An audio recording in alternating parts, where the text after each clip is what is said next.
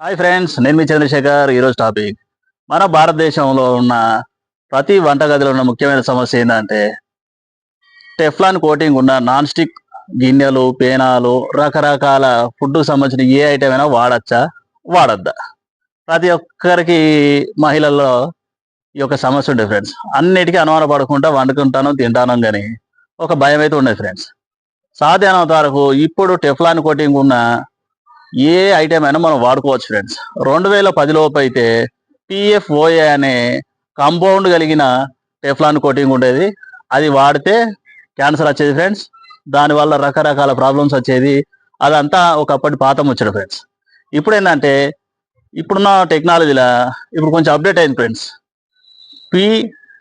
పిటిఎఫ్ఈ ఈ టెక్నాలజీ వచ్చి ఇది మంచి కాంపౌండ్ కలిగిన కెమికల్ ఫ్రెండ్స్. ఇది మన బాడీలకు అంత ఈజీగా కరిగి మనం తినే పదార్థాల రూపకంగా కానీ ఏది పొగ రూపంగా కానీ అసలు మన బాడీలో పోదు ఫ్రెండ్స్.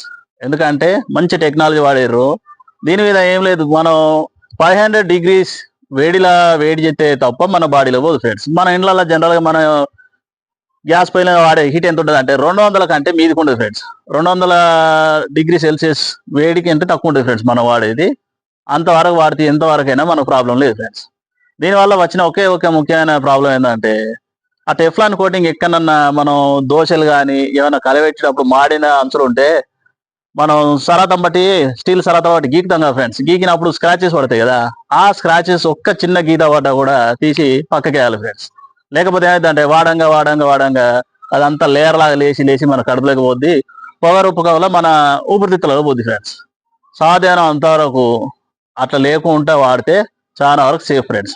దరిదాపుగా ఒక నాన్ స్టిక్ ఏ వస్తువు అయినా ఈ రోజులలో వాడే ఏ వస్తువు అయినా కూడా 4 years కంటే ఎక్కువ వాడదు ఫ్రెండ్స్. అది లేయర్ ఉన్నా లేకున్నా కూడా 4 సంవత్సరాలకు పక్క వారేయాలి ఫ్రెండ్స్. మళ్ళీ తెచ్చుకోవాలి, వాడుకోవాలి, అంతే తప్ప దీనివల్ల ఏం ప్రాబ్లం లేదు ఫ్రెండ్స్.